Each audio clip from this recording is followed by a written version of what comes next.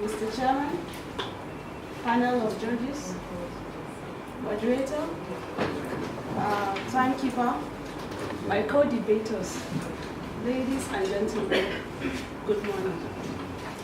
I'm here to oppose the motion that politicians are responsible for the rise of terrorism around the world. And my points are, number one, the biological factor.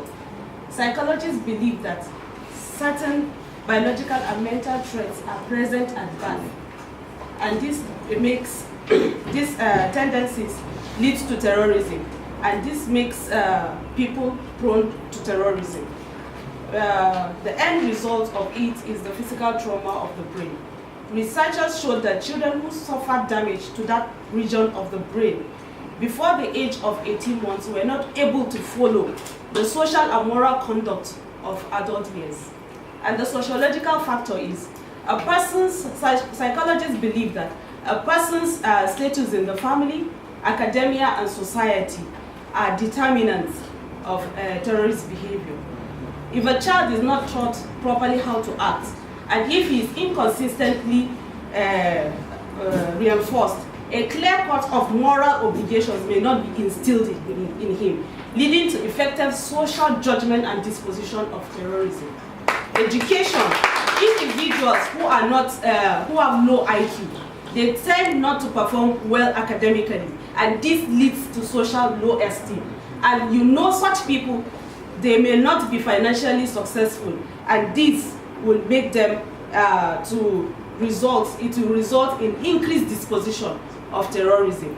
The psychological factor explains that terrorist behavior is the part affecting individuals such as negative childhood experience or incomplete cognitive development. So example of this is Dennis Rader. Dennis Rader, who was one of the notorious serial killer in his time. In the U.S. Army, he served as a